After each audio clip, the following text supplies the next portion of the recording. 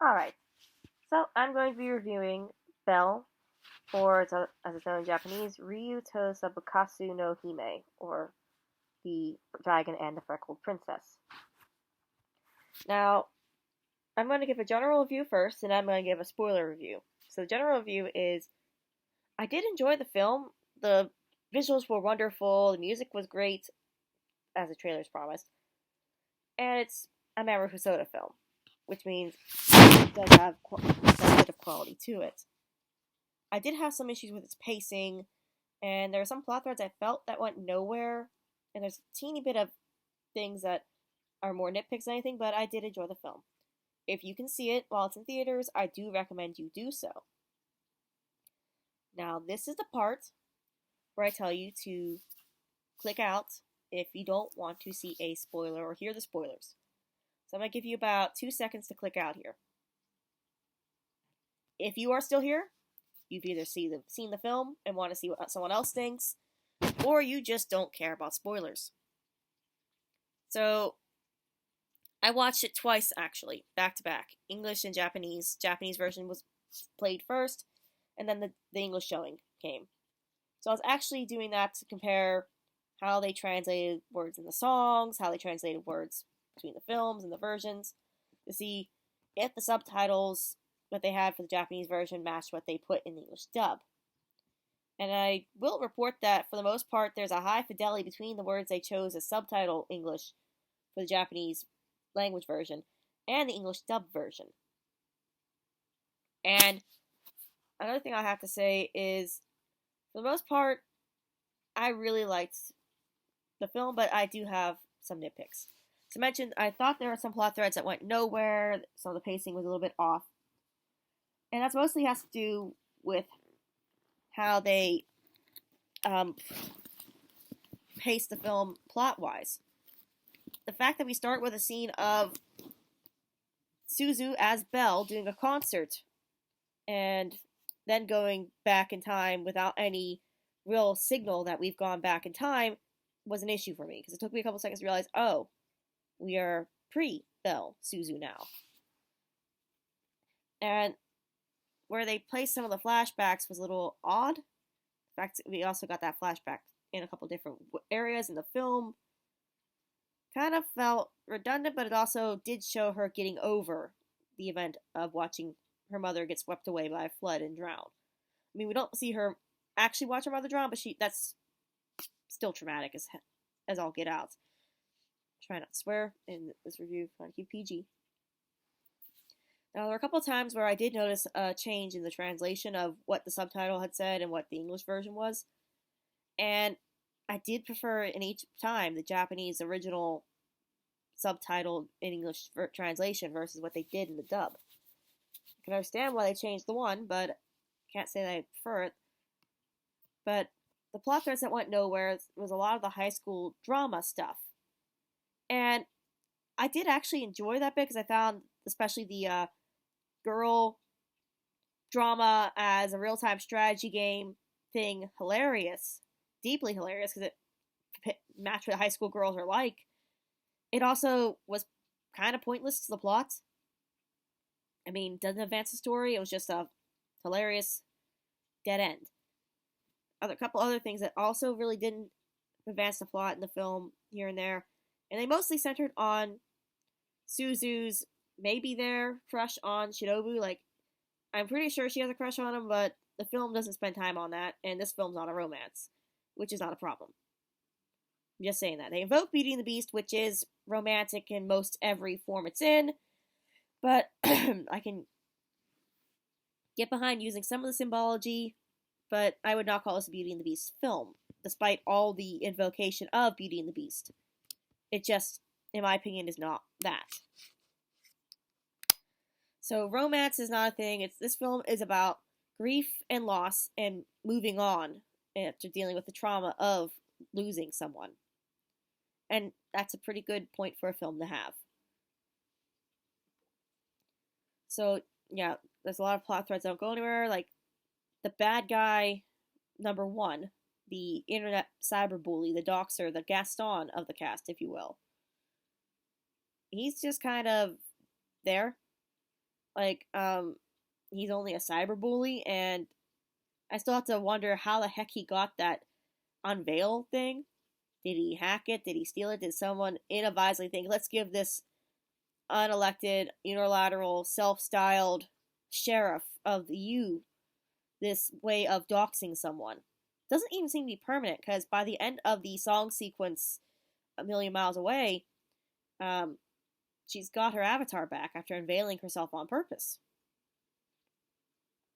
So I don't know what's going on with that.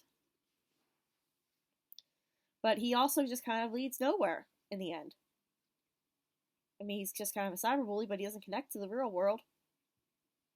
Honestly, the real world plotline and the U plotline are almost completely disconnected at times. Which is fine, because this movie is about Suzu. Which is why in the English version it's changed to her avatar's name, but this movie is about Suzu and Suzu first, and her overcoming her trauma of watching her mother get swept away in a flood. And I did enjoy those parts of her working through her trauma. Like, that was somewhat well handled. Like I said, the flashbacks could be weird, especially because they replayed the same flashback twice, so they cut it off, blocking us from seeing Shinobu stop her from jumping the river. And it's just, the film was good overall, but it's definitely stronger than its parts. Like, if you break the film down, you find more things like, as much as I enjoyed seeing Ruka and Kamishin get together, two halves of a whole idiot, their subplots didn't add anything to the film. It just added to the drama of Suzu thinking that Ruka liked Shinobu when she likes her other male childhood friend, Kamishin. And again, the whole scene with them being idiots was hilarious and adorkable and all that, but it wasted screen time. This film was all over the place, but then again, so are teenagers, but that's just my biggest drawbacks for this film is it didn't drill down and focus on its central theme that all the advertisements made it look like it was going to have. And it just kept going here and there and everywhere. But I can't say that's a bad thing, it's just a weakness. So let's get to the translation thing. So, the area where they change something in translation that I didn't quite like as much that actually matters towards the plot is with the trash bag father of Kei, the beast, and his brother Tomo, the angel. And it just, side note, it was actually pretty cute that when you go back and rewatch the film, like I did back to back from Japanese to English, that the three people who beat him, two were probably because Trash Bag was beating on him or about to beat on Tomo, and the third one was Tomo himself, so it was Big Brother letting Little Brother win the fight. It's actually pretty cute. But back to their Trash Bag father. And I'm calling him that because, one, we don't have a name for the father. Two, we don't even know what the stupid father does. And three, anyone who hurts their children on purpose because they get some sort of superiority out of doing it, indicating they have an inferiority complex, is a trash bag. So he's a trash bag. In the Japanese version, when he hangs up the call forcefully, he says, "Screw you," to the person on the other end, Suzu. In the English version, I haven't quite remembered the words because I did see it last night and I didn't make this film last night because I was just tired. Has it been a long day for an introvert like me to be out in public, even with my friends? But he says something more along the lines of, "Go away, back off, butt out." And I like the Japanese version better because "screw you" is a much more trash bag appropriate response to someone trying to talk to your kids and help them than "go away," which is still a classic trash bag response, but I like the "screw you" better. And that's one of the plot threads that really bugs me, is this movie just kind of ends after Trash Bag has drawn blood on Suzu, and Suzu has intimidated him with the neutral face of disappointment. And he's finally found someone he can't intimidate. And considering Suzu and Kei are about the same height, means Kei is actually big enough to stand up to his dad. He just instead took the beating instead of standing up to his father. The scene in the rain was cute. it was a nice heartwarming moment that they finally had a heartwarming moment together because she finally was able to help them and they finally got actual help, not people saying, "Oh, I'll just help you." But just kind of ends. We don't know if those boys are safe. Suzu, it's the next day when she gets back from Tokyo and meets with her father, and they're all walking along that pebbly river shore, and it just kind of ends. Like, I would have taken a still of, say, Hero's computer, like, she did that obsessive research about the beast. All we needed, like, was just a still drawn shot of her computer screens showing social media of Kei or Tomo, showing how happy they are in a foster home, and maybe an article off to the side showing that their trash bag father is in jail for child abuse and assault of another minor. Because even though the part that kind of makes me giggle in reflection is Shino was like, "Oh, I'm so proud you protected those kids." Boy, you're 17. You are a kid. So is she. You guys are 17. You're kids too. So it's just kids protecting kids from adults who were trash. Well, older kids protecting younger kids, but still, it's just kids protecting kids. But something to let me know that plot line's been resolved, that those boys are safe, that everything they went through with the last so many minutes scramble of the film to find the abused child and get him out of that situation went somewhere. We sort of kind of know that Suzu has broken through her trauma as Suzu to sing, because she did that in A Million Miles after she unveiled herself, which, like I said, doesn't seem to be permanent, because she's back to being Belle in You by the end of that song. I don't know, it feels incomplete. Maybe, like I said, stills drawn of them being happy together. Maybe that's something in the credits that we didn't stick around for because we needed to get going because it was cold and we wanted to go home because we were all tired because we'd basically been hanging out for, nearly 6 hours straight, and most of it spent watching movies. So maybe I missed something in the credits, but maybe I didn't. I just want to know if things wrapped up properly, if stuff actually went somewhere. And again, that's not me saying I don't like this film. I do like this film. I just don't think it's perfect. And there's a line, that's the other thing about the translation. There's one other line. It's whenever the internet users are talking about changing the spelling of Suzu's username when they referred to her. Because Suzu chose to direct translate her name of Suzu to Belle, the thing you ring. And so I was like, oh, we should add an E, because that's the French for beautiful. And another user replies, perfect name for a girl who's not quite perfect.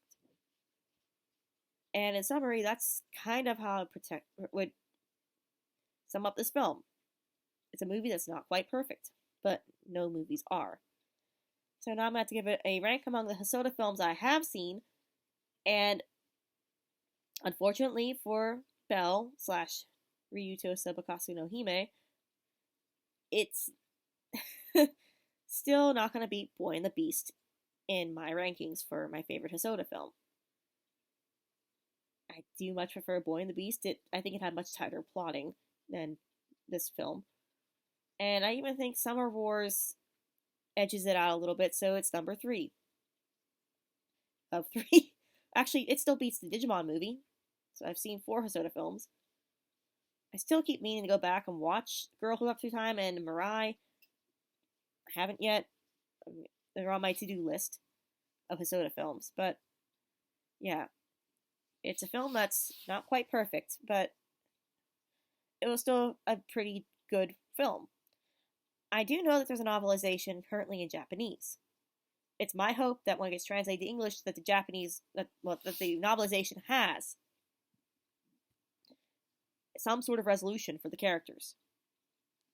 That we know the boys got to be safe. That Suzu went on to have a happier high school life. Just doesn't have to be even more than a short blurb of reassurance that everything that went on in that film wasn't for naught. Because what I know about real life, what Suzu did, if they didn't get those boys out of that house, just made things 10 times worse. Because confronting an abuser without a situation to get the abused out of their sphere of influence or their direct line of harm or whatever, just makes things worse.